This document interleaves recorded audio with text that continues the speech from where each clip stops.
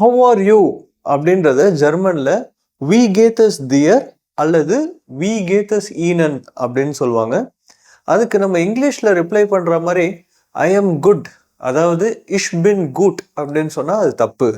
ஏன்னா இஷ் been good அப்படின்னா லிட்ரலா நான் நல்லவன், நான் நல்ல மனிதன் அப்படின்னு அர்த்தமாயிடும். ஸோ நம்ம அதை அப்படி ரிப்ளை பண்ணக்கூடாது. அவங்க நம்ம நல்லவங்களா கெட்டவங்களான்னு கேட்கல, எப்படி இருக்கீங்க அப்படின்னு கேட்குறாங்க. ஸோ அப்போ எப்படி தான் வி கேத்தஸ் தியருக்கு ரிப்ளை பண்ணுறது? ஃபர்ஸ்ட் நம்ம வி கேத்தஸ் தியர்னா தமிழ்ல என்னன்னு வார்த்தைக்கு வார்த்தை பார்க்கலாம். வி எப்படி, கேத் அப்படின்னா போயிட்டு இருக்கு, போறது, தியர் அப்படின்னா உனக்கு, அதாவது எப்படி போயிட்டு இருக்கு உனக்குன்னு கேட்குறாங்க. வாழ்க்கை உனக்கு எப்படி போயிட்டு இருக்கு? வி கேத்தஸ் தியர். இதுக்கு நம்ம எப்படி ரிப்ளை பண்றது?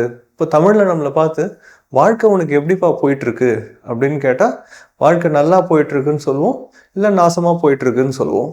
ஸோ அதே மாதிரி ஜெர்மன்ல எப்படி சொல்றதுன்னா எஸ் கேத் மியர் குட், வாழ்க்கை போயிட்டு இருக்கு எனக்கு நல்லா, அல்லது எனக்கு நல்லா வாழ்க்கை போயிட்டு இருக்கு. மியர் கேத்தஸ் குட், அந்த அளவுக்கு நல்லா இல்லை அப்படின்னா மியர் கேத்தஸ் நிஷ்ட் சோ குட் அப்படின்னு சொல்லணும். வி கேத்தஸ் தியர் அல்லது வி கேத்தஸ் ஈனன் அப்படின்னா மியர் கேத்தஸ் குட் அல்லது மியர் கேத்தஸ் நிஷ்ட் குட். இதே ப்ளூரல், இப்போ ஒரு குரூப் ஆஃப் பீப்புள் இருக்காங்க, எல்லாரும் எப்படிப்பா இருக்கீங்க அப்படின்னா ஜெர்மன்ல வி கேத்தஸ் ஈனன். இதே கேஷுவலா எல்லாரும் எப்படிடா இருக்கீங்க அப்படின்னு கேட்டா வி கேத்தஸ் ஆயிஷ். அப்போ திருப்பி எனக்கு நல்லா போயிட்டு இருக்குன்னு சொல்ல முடியாது. இப்போ எங்களுக்கு நல்லா போயிட்டு இருக்கு வாழ்க்கை, நாங்க நல்லா இருக்கோன்றது எப்படி சொல்லணும்னா உன்ஸ் கேத்தஸ் குட் அல்லது எஸ் கேத் உன்ஸ் குட்.